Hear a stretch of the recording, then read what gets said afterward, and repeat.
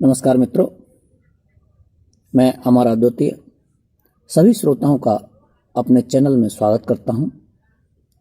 मित्रों, आज पुनः लेकर उपस्थित हूं एक नई कहानी।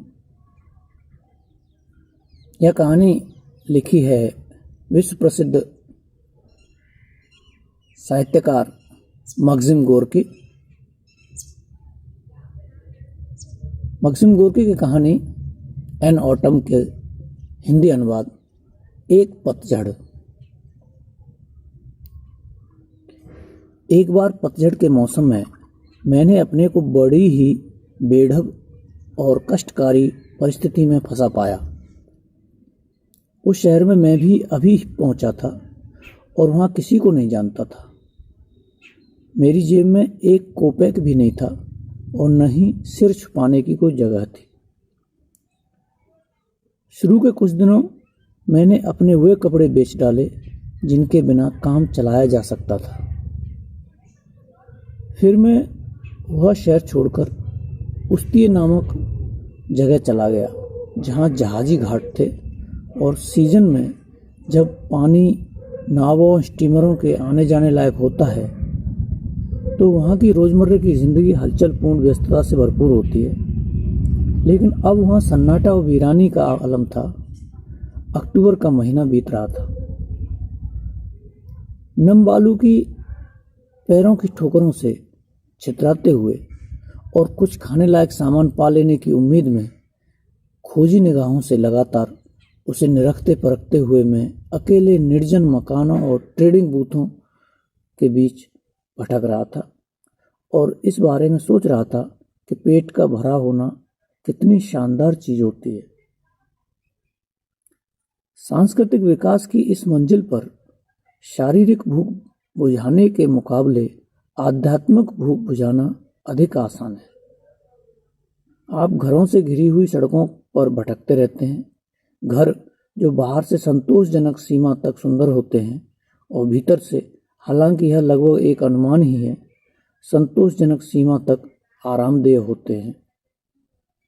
ये आपके भीतर वास्तुकला, स्वास्थ्य विज्ञान और बहुतेरे दूसरे उदात्त और बुद्धिमत्तापूर्ण विषयों पर सुखद विचार पैदा कर सकते हैं। सड़कों पर आप गर्म और आरामदेह कपड़े पहने लोगों से मिलते हैं। वे विनम्र होते हैं, अक्सर किनारे हटकर आपके लिए रास्ता छोड़ देते हैं और आपके वजूद के अफसोसनाक तथ्य पर ध्यान देने से कुशलतापूर्वक इनकार कर देते हैं। निश्चित ही एक भूखे आदमी की आत्मा एक भरे पेट वाले की आत्मा की अपेक्षा बेहतर ढंग से और अधिक स्वास्थ्यप्रद ढंग से पोषित होती है। यह एक ऐसा विश्वास है जिससे निस्संदेह भरे पेट वालों के पक्ष में कुछ निहायत चालाकी भरे नतीजे निकाल लेना मुमकिन है। शाम ढल रही थी, बारिश हो रही थी और उत्तर से आती हवा मनमोजी अंदाज में बह रही थी। वो खाली बूथों और स्टॉलों के बीच में सीटी बजाते हुए गुजरती थी, होटलों की बंद खिड़कियों से टकराती थी और नदी की लहरों पर कोड़ों से चोट करते हुए झाग के ऊंचे सफेद सुरंगों का निर्माण करती थी। लहरें एक के बाद एक तेजी से भागती हुई अंधेरे विस्तार में समा जाती थीं। ऐसा लगता था मानो नदी जाड़े के आगमन को महसूस कर रही थी और बर्फ के बंधनों से आतंकित भागती जा रही थी, जो उत्तरी हवा की मदद से उसी रात भी पड़ सकती थी।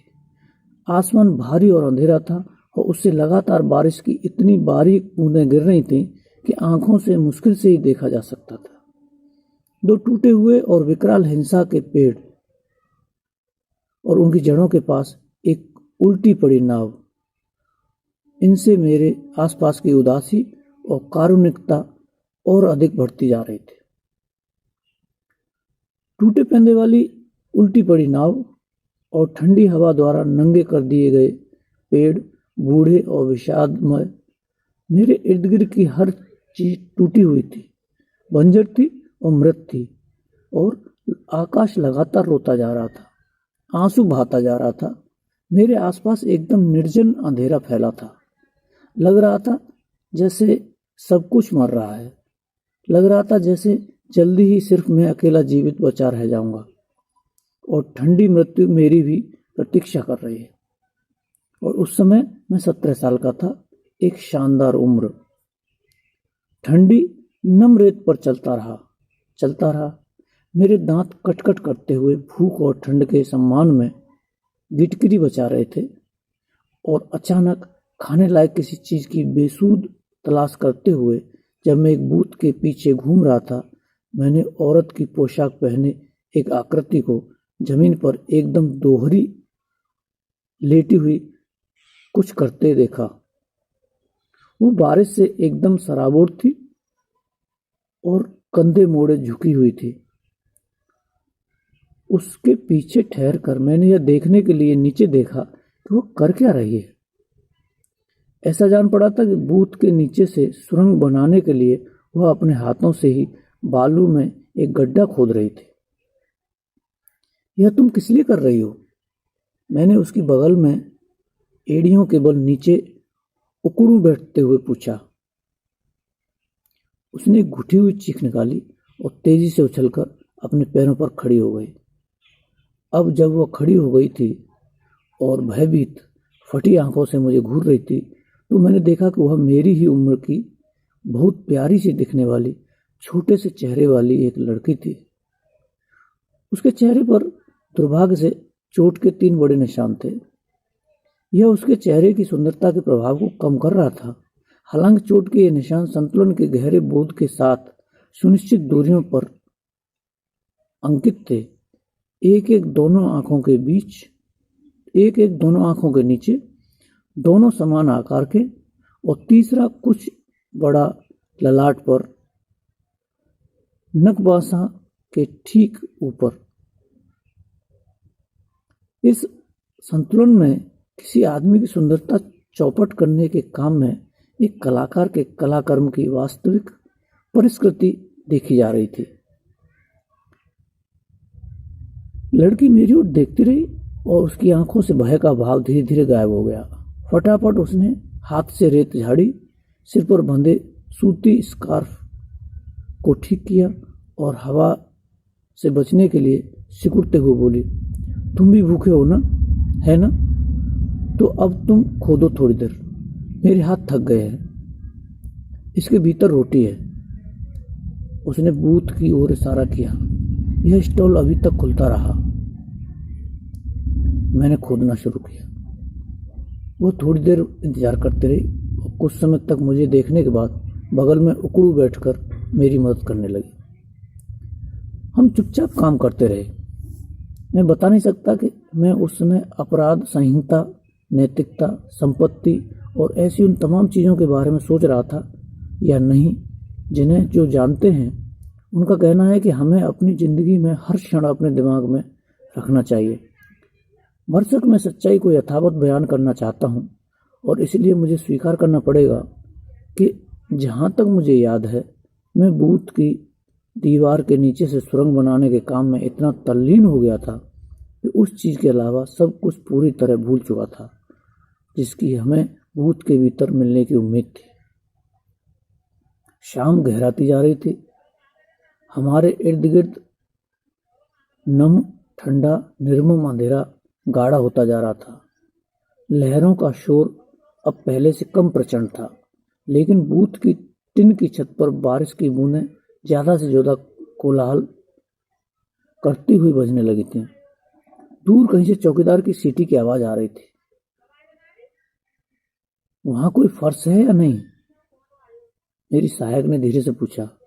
मैं समझ नहीं पाया कि वह किस चीज के बारे में पूछ रही है और कुछ नहीं बोला। मेरा मतलब है, बूथ के भीतर फर्श तो नहीं बना है। अगर है तो हमारी सारी मेहनत बेकार जाएगी। पूरी सुरंग खोदने के बाद हमें मोटे पटरे मिलेंगे, उन्हें कैसे तोड़ेंगे? बेहतर होगा कि ताला तोड़ दिया जाए। ताला कोई मजबूत नहीं है। शानदार विचार औरतों के दिमाग में कम ही आते हैं।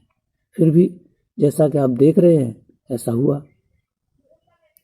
अच्छे विचारों की मैं हमेशा से ही कद्र करता रहा हूँ और यथा सामर्थ्य उन पर अमल करने की अधिकतम संभव कोशिशें करता रहा हूँ। ताले को खोजने के बाद मैंने उसे जोर का झटका दिया और वह कड़ियों सहित हाथ में आ गया। मेरी सहयोगी झुकी और शटर के नीचे की आयताकार जगह से सांप की तरह रेंग कर बूथ के अंदर घुस गई। बहुत अच्छे, वह शाबाशी देते हुए चिल्लाई। किसी औरत के मुंह से प्रशंसा का एक शब्द सुनना मुझे किसी पुरुष द्वारा प्रस्तुत दूरी संबोध गति से भी अधिक प्रीतिकर लगता है, चाहे भले ही वह पुरुष अपनी वक्रता कला में प्राचीन काल से सभी वक्ताओं को मिला दिया जाए और उन सबसे भी अधिक पटु क्यों न हो। लेकिन उस क्षण इस उपहार पर मैंने बहुत ज्यादा ध्यान नहीं दिया और उसे संक्षेप में और डरते हुए पूछा, कुछ है?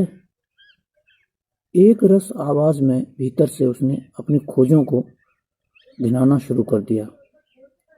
एक टोकरी पुराने बोतल, थैले खाली, एक छाता, एक लोहे की बाल्टी।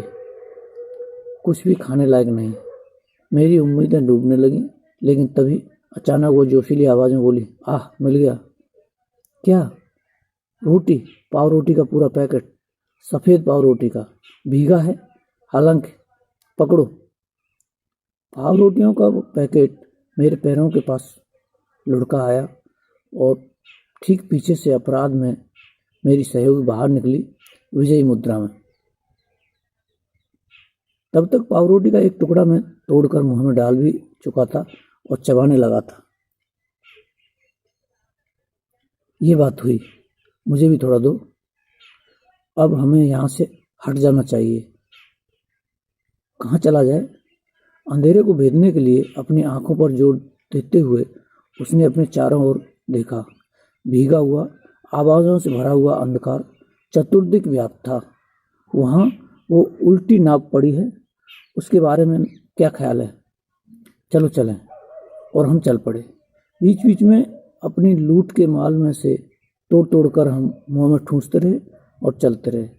बारिश तेज थी, नदी दहाड़ रही थी और दूर कहीं से एक लंबी उपहासपूर्ण सीटी की आवाज आ रही थी, जैसे कोई दीर्घकाय प्राणी जो भय का अर्थ न जानता हो, हर चीज का, हर व्यक्ति का, यहाँ तक कि शरद की उस विभत्स रात्रि का और हमारा, इस रात के दो नायकों का मजाक उड़ा रहा हो। उस सीटी की हर आवाज पर कोई चीज मेरे दिल को जैसे जकड़ सी लेती थी, लेकिन मैं लोलुपता के साथ खाता जा रहा था और लड़की थी जो मेरे बाएं साथ साथ चल रही थी। तुम्हारा नाम क्या है?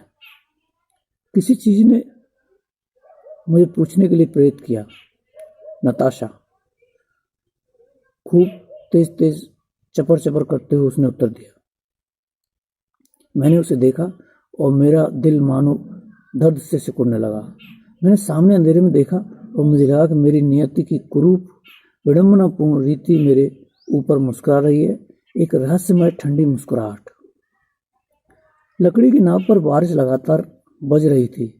उसकी दबी घुटी सी आवाज उदास विचारों को उकसा रही थी। हवा नाव की टूटी तली की चौड़ी दरार से, जिसमें पटरे का एक ढीला टुकड़ा फड़फड़ा रहा था, होकर सीटी बजाती हुई गुजरती थी और पटरे का टुकड़ा मानो आशंकित होकर शिकायताना अंदाज में चरचरा रहा था। नदी की लहरें तट पर थपेड़े मार रही थीं और एक रस निराशा भरी आवाज पैदा कर रही थी। ऐसा लग रहा था जैसे वे अवर्णनीय हद तक उबाऊ और अप्रिय किसी चीज के बारे में कुछ कह रही हों, किसी ऐसी चीज के बारे में जिससे वे विरक्ति की हद तक ऊब चुकी हों, किसी ऐसी चीज के बारे में जिससे वे दूर भाग जाना चाहती हों, लेकिन फिर भी उसके बारे में कुछ कहना अपरिहार्य हो। बारिश की आवाज लहरों के उन थपेड़ों की आवाज के साथ मिल गई थी और उल्टी हुई नाव के ऊपर धरती के सीने में लंबे समय तक दबा रहने के बाद निकले दीर्घ निश्वास की आवाज़ तैर रही थी। ऐसा लगा था मानो चमकदार उष्ण ग्रीष्म के ठंडे सीलन भरे कुहासाच्छन्न पतझड़ में परिवर्तन की चिरंतन रीत से वह ऊबी और खिजी हुई हो। निर्जन तट पर हवा अंधाधुंध झकोरे मार रही थी और उफनाती नदी लगातार उदास गीत गाए जा रही थी। नाव के नीचे हमारा आवास आरामदेह नहीं था। यह तंग और सीलन भरा था और तले की छेद से बारिश की बूंदें टपक रही थीं और हवा के तेज झोंके हमारे ऊपर लगातार आक्रमण कर रहे थे। हम चुपचाप बैठे थे और ठंड से कांप रहे थे। मुझे याद है मैं सोना चाहता था। नताशा नाव के बाजू से पीठ टिकाए एक छोटी सी गेंद की तरह गुड़ी मुड़ी होकर बैठी थी। अपने घुटनों को ठुड्डी से सटाए वह टकटकी बांधे नदी की ओर देख रही थी। उसकी आंखें पूरी पूरी खुली हुई थीं। सफ़ेद धब्बे जैसे उसके चेहरे पर हुए अपने ठीक नीचे की चोटों के कारण काफ़ी बड़ी लग रही थीं। वह एकदम नहीं हिल रही थी। जड़ता और खामोशी। मैंने महसूस किया मेरे भीतर अपने साथी के बारे में एक तरह की आशंका पैदा कर रही थी। मैं उससे बातचीत करना चाह रहा था लेकिन समझ में नहीं आ रहा था कि कैसे शुरू करूं। पहले वह बोली, कितनी बेहूदी जिंदगी है। उसने स्पष्ट दो टूक शब्दों में गहरे विश्वास के साथ घोषणा की, लेकिन यह शिकायत नहीं थी। इन शब्दों में जो असंप्रक्ता थी वह शिकायत में नहीं होती। ऐसा महसूस होता था कि उसने चीज़ों के बारे में अपने ही ढंग से सोचा था। चीज़ों के बारे में उसने सोचा था और एक सुनिश्चित नतीजे पर पहुंची थी जिसको उसने मुखर अभिव्यक्ति दी। और यदि मैं इसे गलत ठहराता तो यह खुद से झूठ बोलना होता, इसलिए मैंने कुछ नहीं कहा और वह जैसे कि मेरी उपस्थिति से अनजान हो एकदम निश्चल बैठी रही।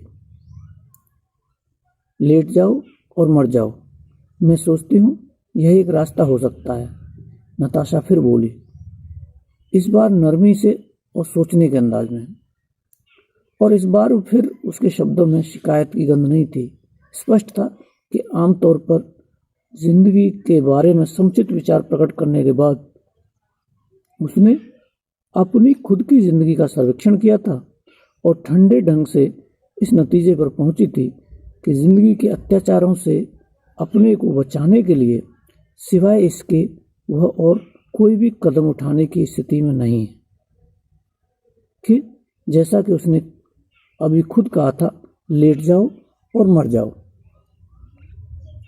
मैंने इस विचार की इस कदर सुस्पष्टता पर अपने भीतर की जुगुप्सा की असह्य लहर सी उठते हुए महसूस की और मुझे लगा कि यदि मैं जल्दी से कुछ बोलूँगा नहीं तो निश्चित ही रुलाई फूट पड़ेगी। और एक औरत के सामने मैं ऐसा चाहता नहीं था। आमतौर पर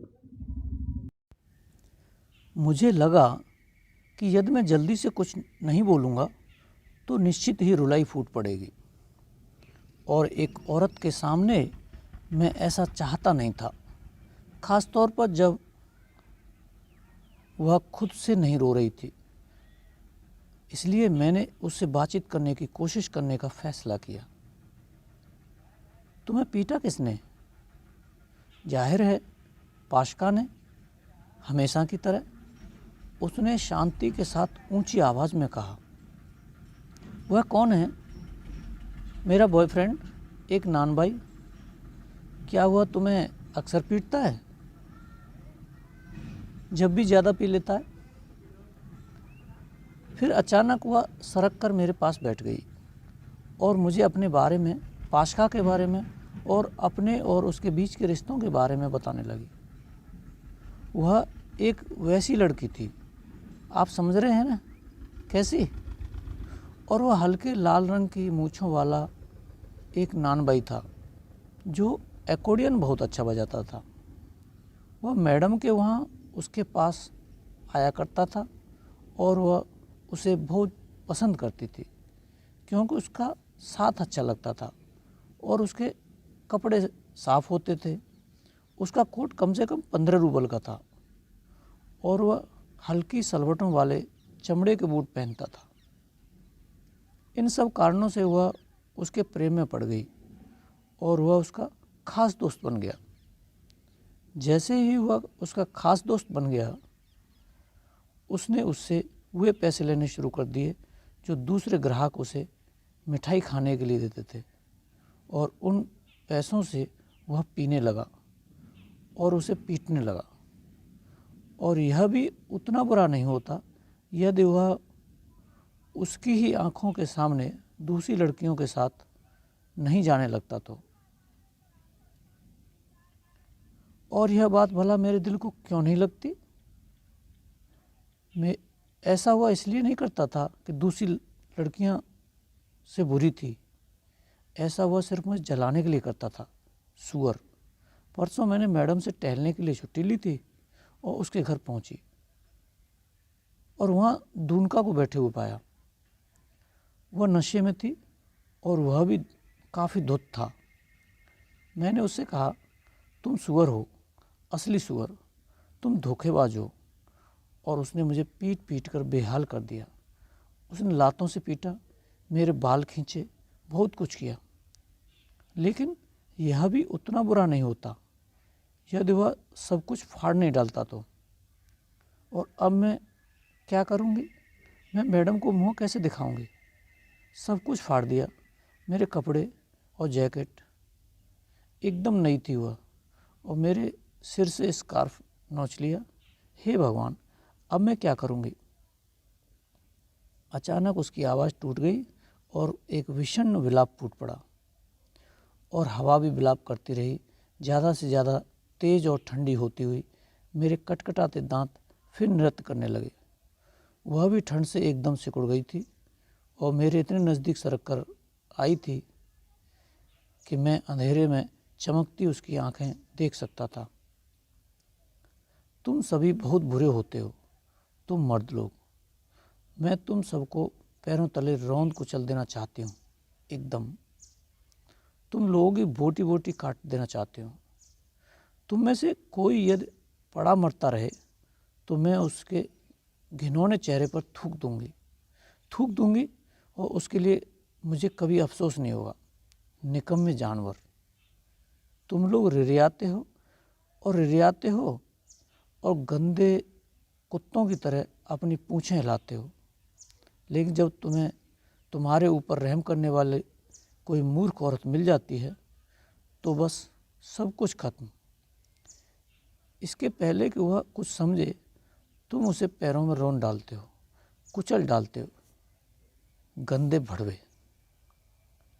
उसकी गालियाँ अत्यधिक विविधतापूर्ण थीं, पर शब्दों में ताकत नहीं थी। गंदे भड़वों के प्रति जो गुस्सा या असली नफरत होनी चाहिए, वह मैं उनमें नहीं देख पा रहा था।